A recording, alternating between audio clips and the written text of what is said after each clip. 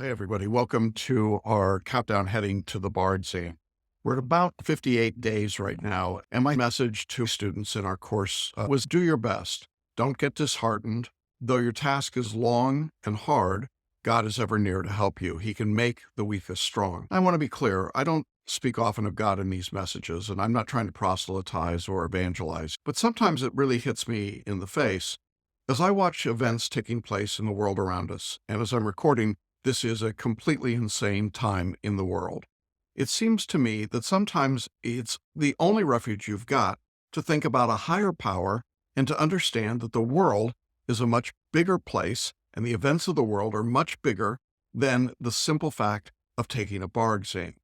And you might be saying to yourself, simple for you, but I'm the one taking the exam, so it's a big deal to me. And I get that. It is my entire world and life, and it has been for years now.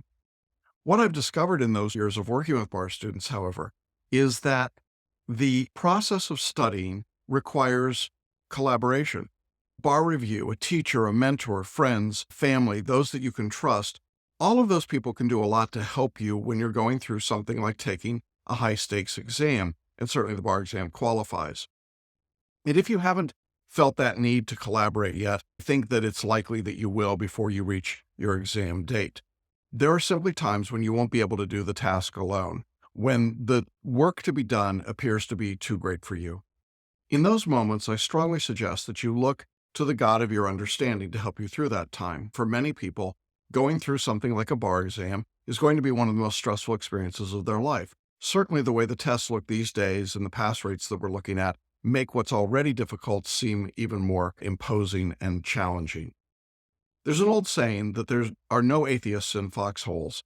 I suspect that there are relatively few atheists when they put down the first test booklet in a bar exam either. So whatever the God of your understanding is, I think it's probably worthwhile to get in touch with that side of your life as you go through these studies. Now, if you're not religiously or faithfully inclined, before you shut off this video, let me talk for a moment about what I think happens at about this 58-day period, because this is for everyone, regardless of their faith, a good time to take a literal and a figurative deep breath. It's important to recognize that the task that you've got over the next 8 or 9 weeks is going to be hard. It's going to take time, and it will have rough patches. There will be ups and downs. There will be moments of frustration. Now is the time to resolve that you'll do your best through those, to simply take a breath and say, I know it's going to be tough, but I'll be okay. You shouldn't become disheartened. You shouldn't worry about how many bad essays you'll write or performance tests you'll have trouble with, or how many multiple choice questions you miss. Although those are often the kinds of questions that I get from students at this point in their study. If you have started right now, you're probably in what we would describe as a weekly phase. And by that, I don't mean like every week, weekly like you don't have much strength. You're not going to be very good when you start out. And so evaluating your work on that basis today is not a good thing to be doing. Instead, what I want you to do is to improve daily. I want you to end with strength. How you finish is what counts, not what you're doing today. All I'm interested in for today, and all you should be interested in for today, is whether or not you're getting better. Are you improving in the work that you're doing? Many of you are just getting underway right now, and for you, it's certainly time to get your studies into gear. If you're just starting out now, at about 4 or 5 hours a day, maybe even more. For those of you who've been working for a while, you don't need to be up at 8 or 9 hours a day because you had the advantage of an earlier start. But this is also the time, if you've been studying, when you will start to see improvement in your work. Not passing quality necessarily, but just improvement. And that's what I'm looking for. What we want to see right now is continuous improvement. At this stage, with 58 days to go, you don't want to focus on your weaknesses. That's the tendency. People will say to me things like, I'm only getting X number of questions correct on a subject. Don't remember a subject I studied a while ago. Should I go back and work on it? In a sense, that's just fixating on your weaknesses. Instead, I would suggest that you keep moving so that you get through all of the subjects and all of the material.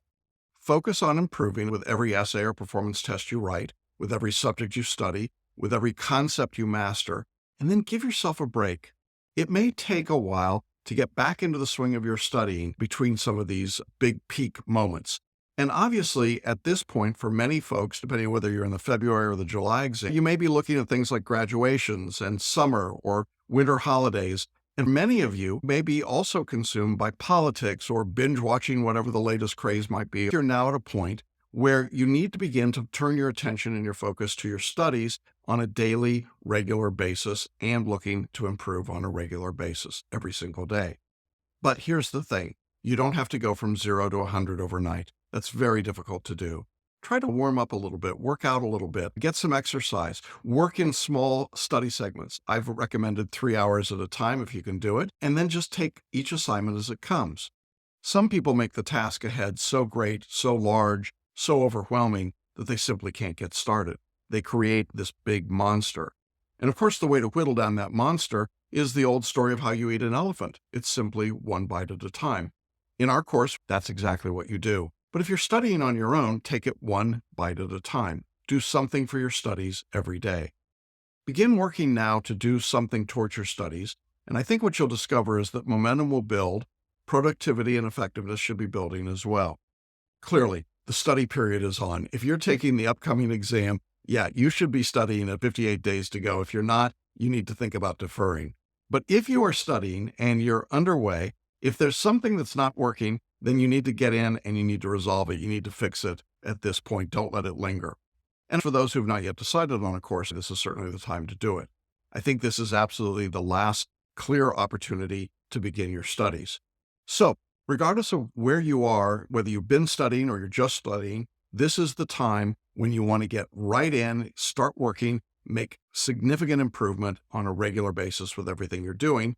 And you still can do this and keep the rest of your life moving along as well.